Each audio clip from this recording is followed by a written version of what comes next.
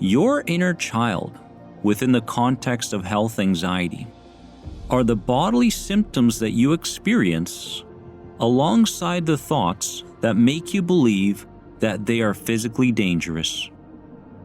Your inner child is like a 2-year-old, very emotional, and always justifies why your bodily symptoms must be seen as threats rather than normal reactions to your environment.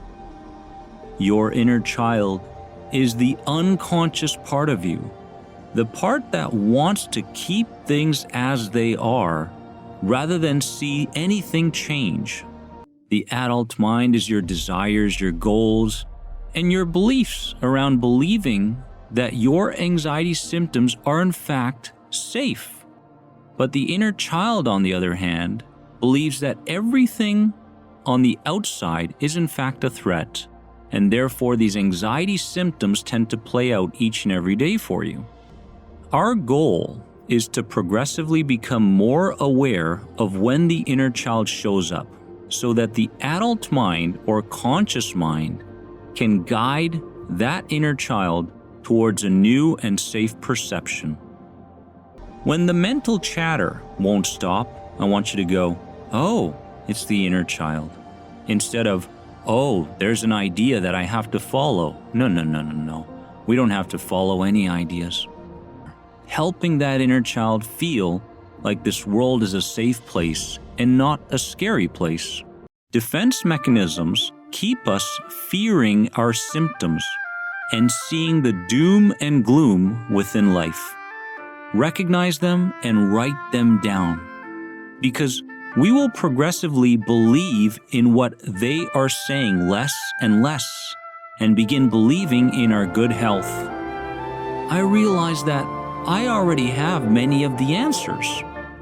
But with health anxiety, many times we don't trust that we can in fact have the answer to something. No. We have to ask somebody else. We have to go on Google. We have to go to a forum or a group. Intuitively, you already know that you are healthy. So as we heal, we must focus on possibility rather than be brought back to fear and delusional thinking around symptoms and life in general. Feel yourself embracing uncertainty and letting go of attaching to catastrophic thought. You are in power. An idea arises, I practice letting go to that idea. If the worst is going to happen, I'll deal with it if it happens. What did it feel like to embrace the uncertainty rather than fight for certainty? Any kind of certainty that you get from doing something equals safety. Safety to the inner child subconscious mind. So of course, whatever is safe is what the inner child or subconscious mind wants to continue doing. It doesn't know the difference between what's good for you and bad for you. All it knows is this formula. This safety formula consists of what you do most consistently, which is fear, and believe in inevitable dying because of an inevitable disease of some sort. Familiarity, which you've grown familiar towards this state of fear, apprehension, hesitation, and prevention.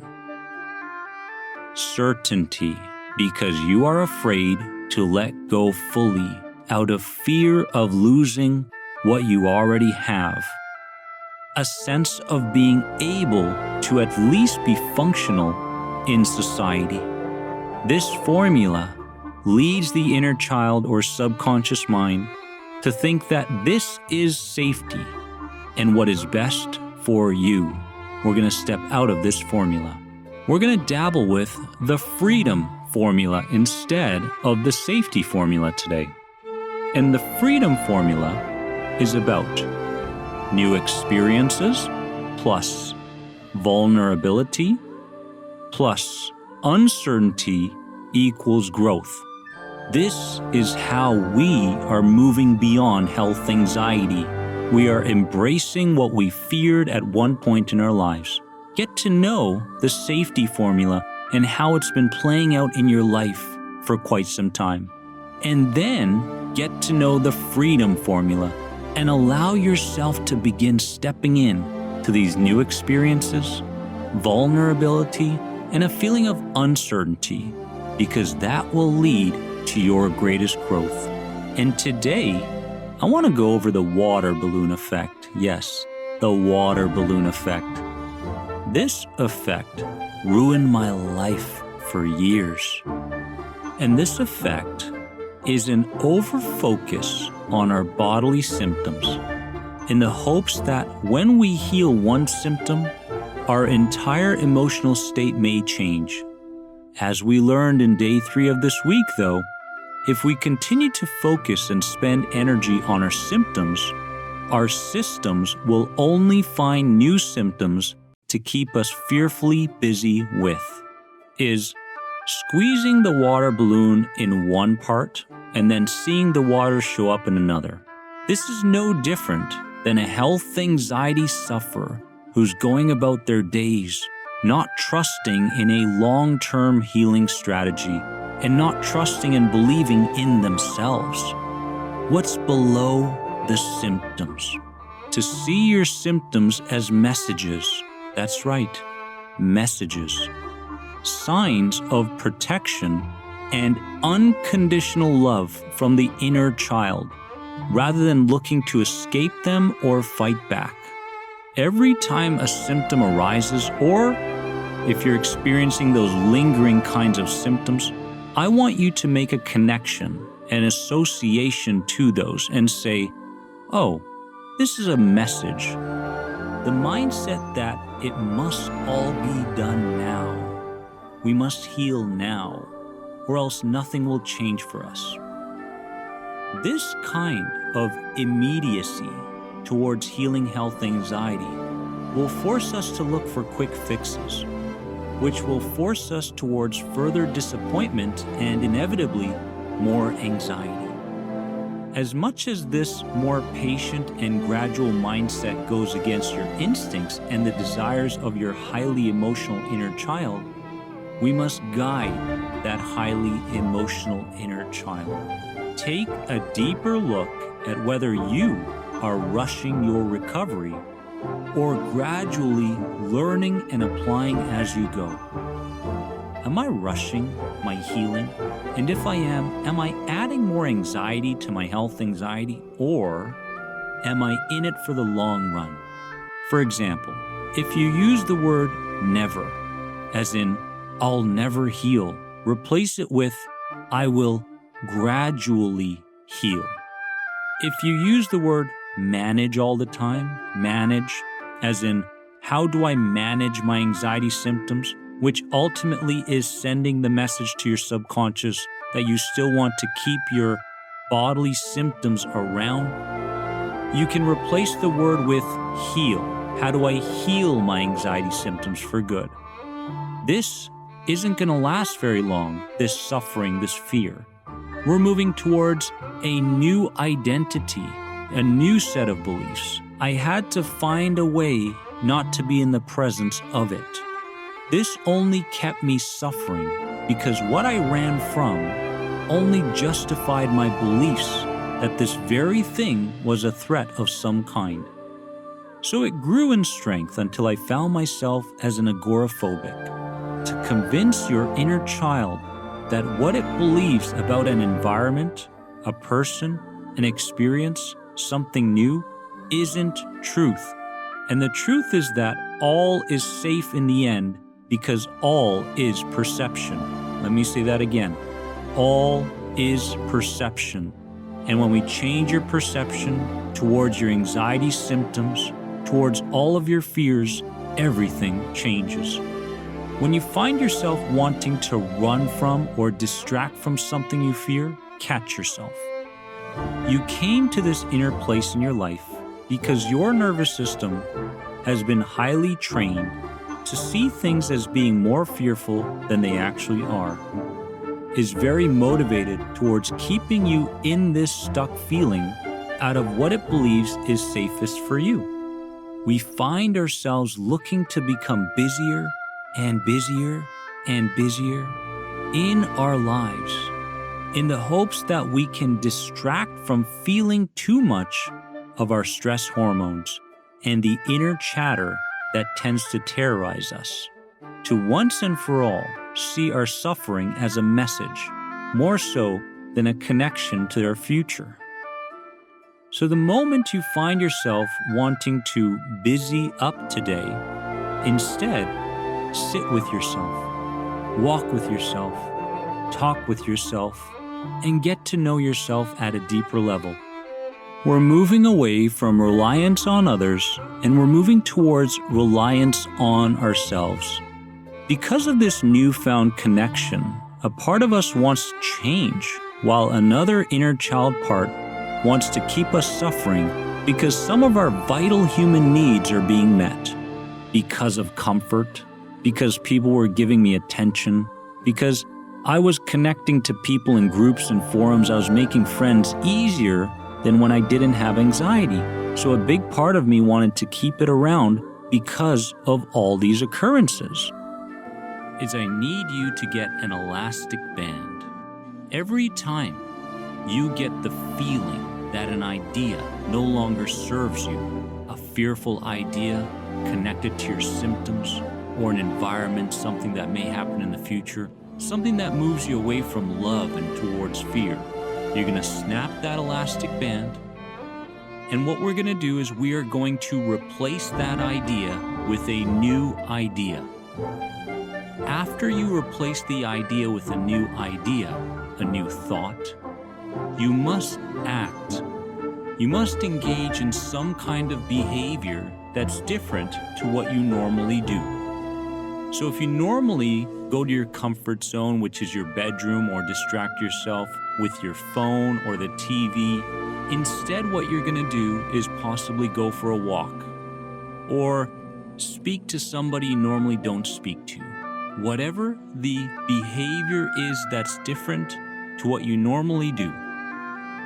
Okay, many health anxiety sufferers think this way: I am in trouble because I'm feeling an anxiety symptom. You must be certain in the new idea. Certainty is key. You must repeat it consistently. And you must have emotion behind the new idea. So again, let's go over what we're going to focus on today and for the rest of the week. You have your elastic band. You're going to snap that elastic band every single time you are aware of an idea that no longer serves you. And you're going to replace that idea with the new idea. Today, the idea is my inner child needs guidance every time you get the idea of, oh my God, I'm in trouble. Been heavily engaged in delusional thinking around thinking that you may have a physical symptom or an illness. We want to make sure that we see beyond those ideas. We act beyond those ideas and we become somebody new until it becomes an unconscious act, until your inner peace becomes as automatic as your anxiety once was. You can act in any way you want. Do something different than what you normally do that says, hey, inner child, we're headed in a new direction. The idea of my symptoms are physically harmful. We're going to change it to my symptoms are looking to protect and remind me of past experiences. So please do not fear this new direction, but rather be open to it. Embrace these new ideas. As you're going through these cognitive shifts this week, there may be some hesitancy. There may be some doubts. Remember, these doubts come from your inner child, looking to prevent you from changing. The inner child doesn't know the difference between what's good and bad for you. All it wants to do is maintain your survival, keep you safe, and keep you thinking and doing the same things you've always done. Away from fear and towards self-love. That healing comes easy to you. Healing is too difficult. Healing is too hard. We're going to replace that idea with healing comes easy to me and I am worthy. Healing comes easy to me and I am worthy. No longer am I going to be running from my fears. No longer am I going to entertain these fearful ideas, because, warrior, that's been the biggest problem. You've been entertaining these negative and fearful ideas for so long that you started to believe them. Oh my God, I've suffered for too long. It's too difficult to heal now. No. Yesterday, you opened up the door to possibility rather than succumbing to repetition. I used to think that I could read people's minds and tell the future. The truth is that neither you or me are very good at these things. I also used to fear uncertainty. If I didn't know the answer to something, I mentally fought for it, which led me to physical depletion, depersonalization, derealization. Uncertainty can be your friend, so be open to new experiences. Be open to things that you don't fully understand yet. And remember, you don't have to have all the answers right now. Usually, they come in time, as long as we are open to them coming in time. And then act. Go for that walk. Speak to someone you haven't spoke to in a while. Do something different. Play a board game, take a cold shower. It doesn't matter to me. Anything that says, I'm ready for change. Everything that you think, everything that you do will be based around the way you view reality, which may be life is a struggle. And we're going to move it towards life is an exciting roller coaster ride. Again, we're moving away from life is a struggle to life is an exciting roller coaster ride, to defy our old ways of thinking, because it has brought us nothing more than health anxiety. We say, you know what? Everything's going to be just fine, and you're going to believe it. One person's story doesn't mean it has to be your story. You are unique. Your ideas are unique. Your beliefs are unique. You are unique. So please think and act that way. I overthink into I trust and allow. Many times we berate ourselves, we beat ourselves up for overthinking, and all we ever think about is how we're overthinking. You have to trust that if something feels unfamiliar to you, write down what some of the biggest cognitive changes you had to make this week. Which ideas had been lingering for quite some time that you are beginning to overturn. Write down as much as you can, not only about this, but other things that you learned from this week when it comes to your thinking. Old ideas are starting to lose their power. Write down those ideas. Which ideas are starting to be new to you, exciting to you, engaging with you? Write these down.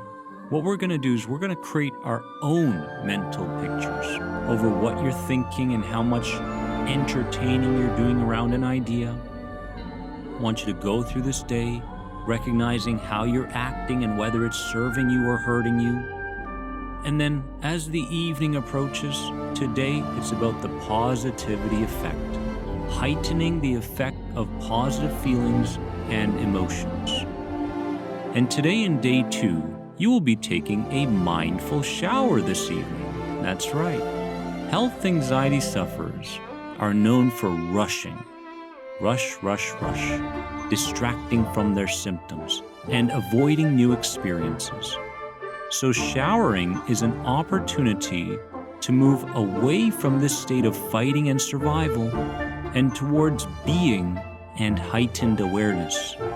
Listening to my words, being mindful during the shower, slowing things down, and coming out of that shower feeling revived, lighter, and more aware than you ever were before. When I gave a certain thought too much attention, what tended to happen was it drove me towards taking an action I didn't want to take. I would find myself in the emergency room. I would find myself looking for reassurance online. I would do all these things that I knew weren't good for me. I no longer see them as setbacks. I just see them as life. And when you can get to a place where you can go, okay, that's just life. Okay, I don't have to be so perfect anymore. Not everything has to be perfect. Not everything has to be aligned perfectly in my life anymore. When you get to this place, you are met with trust. You are met with inner peace, some hesitancy towards. In the future, we are going to reframe it. We are going to tip the scales from threat to challenge, and from challenge to growth. When these scales begin tipping, we start looking back and going, oh my God, did I truly believe that about this scenario, about this experience? Did I really believe that about myself? You start to feel like you can do anything. You start to feel like if a challenge arose within you, that's a good thing. Because hey, this is just one more experience that I may never get to experience again. And I'm gonna make sure that I take the bull by the horns. And what I'm gonna do is I'm gonna defy my fears. That's our job here, to defy your fears and to teach the inner child that this world is a safe place, not a dangerous place, because that's the truth. When we were kids, we had this amazing ability to imagine anything at any moment. That stick in the background may have been a rocket launcher and we were Rambo, just for a few moments. Or we would imagine ourselves winning that gold medal and standing on a podium as a proud athlete.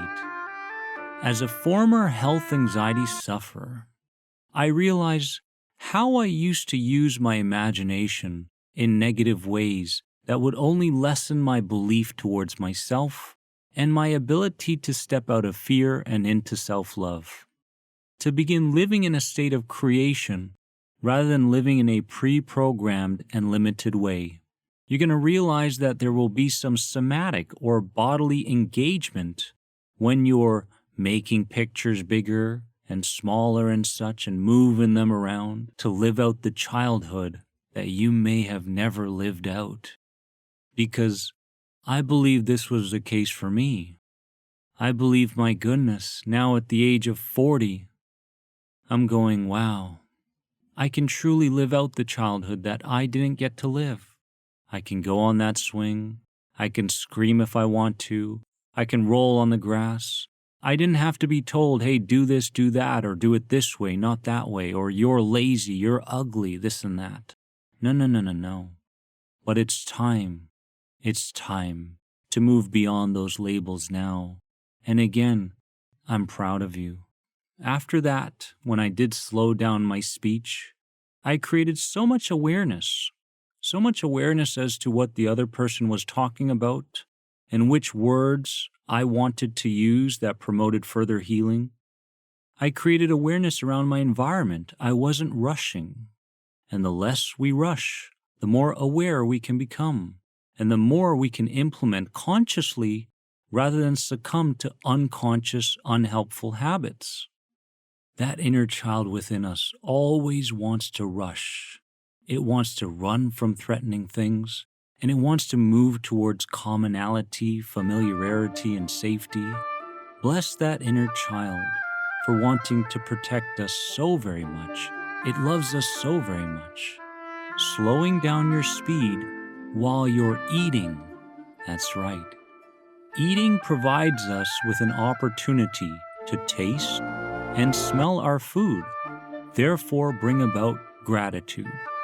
Engage with the people around you and be totally present in this moment. The moment you find yourself focusing on something you have to do in the future or something that has to get done, you bring yourself right back. We can be calming the nervous system. We can give back to our bodies while we're actually doing other things.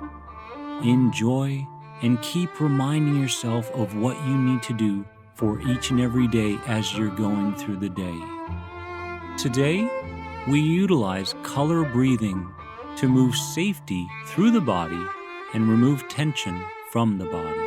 And I have found that when I associate a certain color, a safety color, and I begin breathing in that color to certain tense areas and moving it through my body, the fearful colors or the tense colors begin moving out. And throughout the day, you are going to breathe in that color 50 times minimum towards specific areas in your body, but also moving that color through your whole body. So you're going to breathe in your safety color and breathe out the color of fear. Just keep going until you fall asleep tonight. Color breathing will give you so much relief, will provide lightness and provide clarity, mental clarity, the kind of mental clarity that will move us towards new beliefs, new ideas, a new us. No more overly critical thoughts or actions, only forgiveness and awareness as you go through the day. During this self-compassion day, there will only be gentleness towards all you've survived, been through, and are going through. Every time you beat yourself up, every time you feel like you make a mistake, say something wrong, do something wrong, whatever it is, I want you to give yourself permission to do things wrongly, to be imperfect, because that is healing. Bring gentleness with you all day long. Find that part of you and allow yourself to be imperfect and enjoy your imperfection. The focus can solely turn to our survival all the time, and you never really give yourself the chance to open up to other people and new experiences because you're so overly focused on how you're interpreting a symptom and whether you're going to live to see the next day. I know what it's like. The way you stand and the way you breathe dictates how you think, what you prioritize, and what you give attention to. So if we're always slumped over, we're always going to be focused on lack. We're going to recognize the poster on the side that says, hey, we want our unconscious sides of us to focus on the love, the two people kissing in the corner, not the poster. Can our posture, in fact, affect this? Absolutely. Can our breathing affect this? Absolutely. Your physiology dictates your psychology and directs your focus, affects your brain's filter system, allows you to interpret things as so. So today, our focus is to fix your slumped posture during as many moments as you can. If you want, some stores, in fact, have what they call a posture corrector. Are going to be sitting in a chair, and someone else will be sitting across you in another chair. Step 1 is to sit in a chair while facing another chair. Step 2 is to place an object on the opposing chair that reminds you of the person that you're going to be working with. And every day this week, we are going to be working with